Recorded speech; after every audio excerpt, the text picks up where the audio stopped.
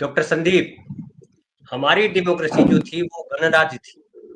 गणराज्य, आम आदमी की डेमोक्रेसी। और आम आदमी की डेमोक्रेसी से हम चले आए कॉर्पोरेट डेमोक्रेसी पे आ गए, अब चर्चा करने लगे हैं। और एलन मस्क को वहां रख लिया गया, तो जाहिर है अडानी जी, अजित पवार ने बता ही दिया कि अडानी जी भी बैठे हुए थे मीटिंग में, और वही तय कर रहे थे कि सरकार में कौन कौन बैठेगा, कैसे बनेगा। हमारे सीरियल में या फिल्मों में ऐसी घटनाएं आई हैं, कहानियों में आया है कि कैसे बाबा बैठ करके जो है वो सब सेटल कराते हैं, किसको मंत्री बनाते हैं, किस कन्नी राय राडिया का भी केस आया था।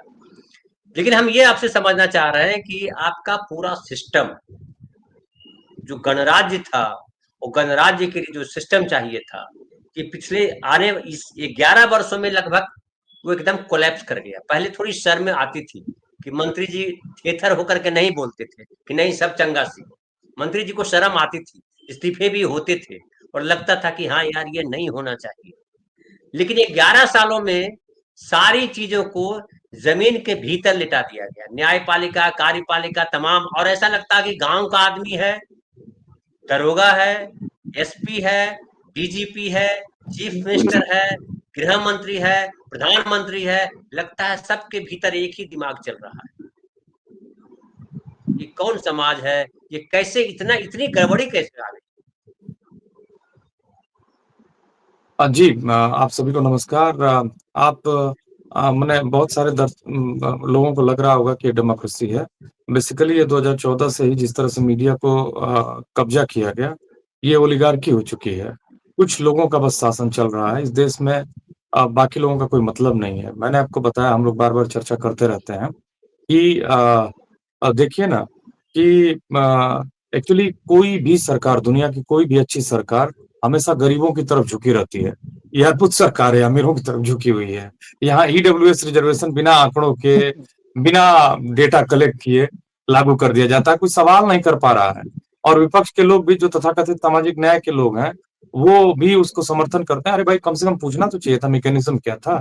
आपको जुडिशरी का देखिए, जिस तरह से रंजन गोगोई जो है अपनी ही केस को अपने ही कमेटी के चेयरपर्सन होकर अपने को ही वेव ऑफ कर लेते हैं, छोड़ लेते हैं। जिस तरह से इसको चंद्रचूड़ को ले लीजिए, आप इनको ले लीजिए।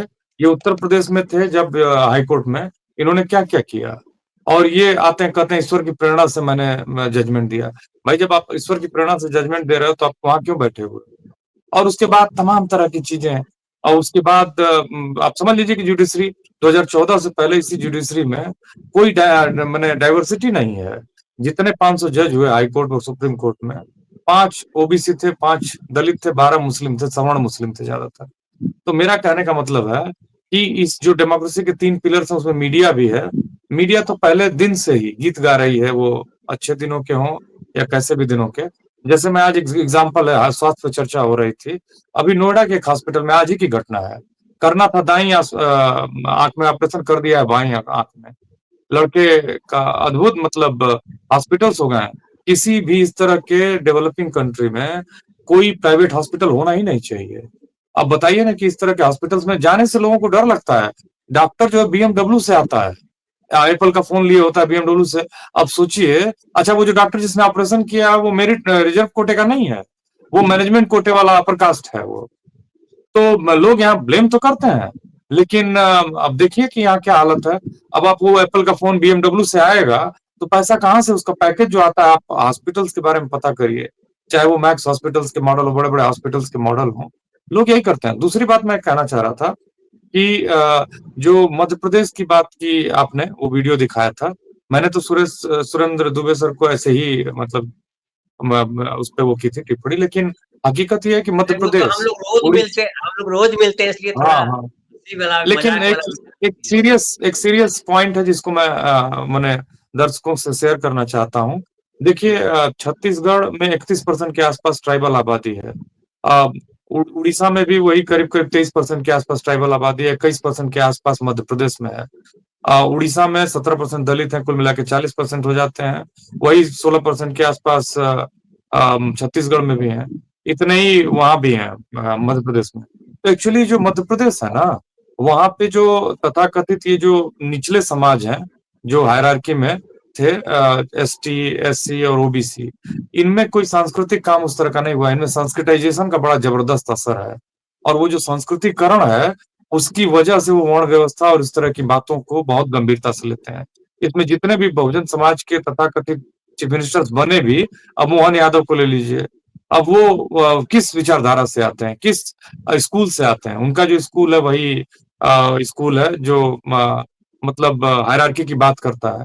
इसकी वजह से ये जाति भेद और इस तरह की समस्याएं हैं। देखिए, उत्तर प्रदेश में कम इस वजह से हो पाया कि वहां कांसीराम के पीछे की एक बड़ी चेतना थी, जो महात्मा फुले साहू जी महाराज पेरियार से होते हुए, गाडगे बाबा से होते हुए, वो जगदेव प्रसाद और रामस्वरूप वर्मा और पेरियार ललई सिंह यादव, तो उससे क्या हुआ कि विचारों की खेती हुई।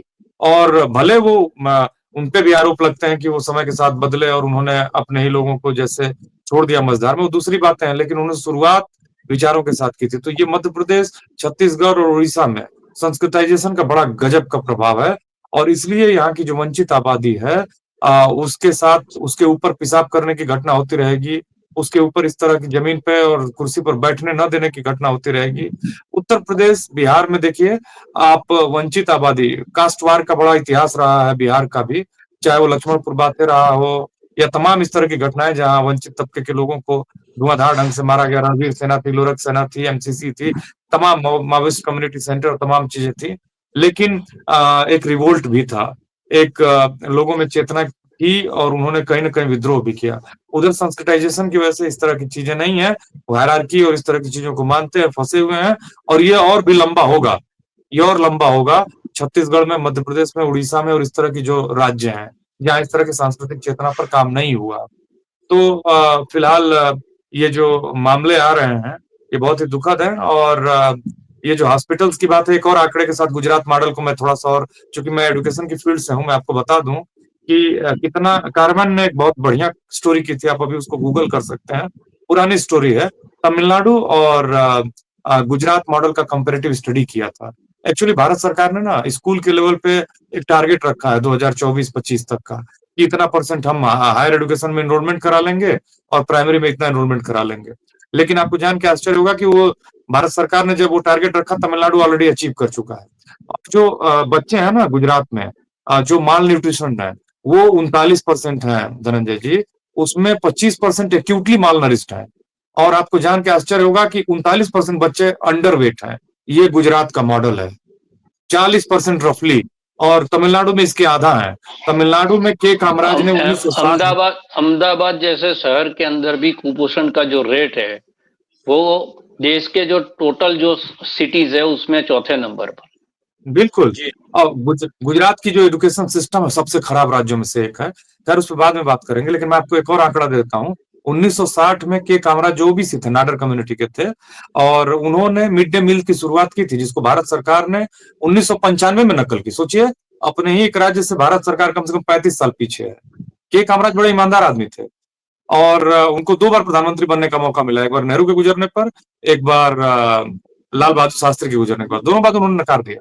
मेरा कहने का मतलब है कि मिड डे मील 60 में शुरू हुआ, और उसके पीछे कामराज, और फिर 82 में जब एमजी रामचंद्रन बने सीएम, तो उन्होंने उसको दोनों टाइम किया। उन्होंने एक टाइम किया था, और फिर अंडे जोड़े गए उसमें। एक अंडा था, करुणानिधि ने उसको 2 अंडे किए। तो कुल मिला के अभी उन्होंने नाश्ते की भी शुरुआत कर दी है, स्टालिन ने। तो मेरा कहने का मतलब है कि देखिए, गुजरात मॉडल तो मीडिया ने बताया कि गुजरात मॉडल जो है वो दुनिया में सबसे ऊपर का मॉडल है, लेकिन वो सबसे पीछे के देशों में से एक है, प्रदेशों में से एक है, क्षमा करिएगा। और बोगस है, एडुकेशन हो, चाहे हेल्थ हो, चाहे वो व्यापार हो, बहुत सारी चीजें वहां एक क्रोनी कैपिटलिस्ट कनेक्शन से लोगों में बहुत सब कुछ बढ़िया बढ़िया दिखता है।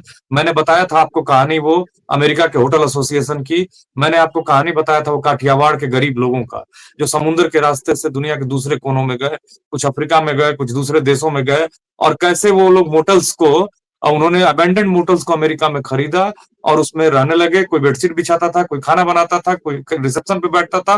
लेबर लॉज को उन्होंने साथ लिया, मोटल्स के मालिक हो गए, अमेरिका में मोटल एसोसिएशन के अध्यक्ष तक हो गए। और मोदी जी फिर उनसे संपर्क बढ़ाते हैं, और उसके बाद वहां जाके अपना प्रोग्राम करवाते हैं। हाउडी मोदी होता है, दुनिया समझती है कि अरे ये तो बहुत पॉपुलर है, लेकिन उसके पीछे का सच ये था कि गुजरात के मोटेल्स, वहां मोटेल्स को मजाक में पोटेल्स भी कहते हैं, पटेलों का मोटेल तो पोटेल्स कहते हैं और मजाक उड़ाते उसमें हैं। कहते हैं होटल, मोटेल और पटेल, ये पोटेल स्लोगन बोलते हैं कहते सर, हैं। पोटेल बोलते हैं जी, पोटेल, पटेल का मोटेल। तो कुल मिला के खैर पैसा कमाना अच्छी बात है, और लेकिन गुजरात में उस तरह की कल्चरल कोई इस तरह का एडवांसमेंट नहीं है। बिहार में कई मामलों में राजनीतिक सांस्कृतिक चेतना गुजरात से ज्यादा है।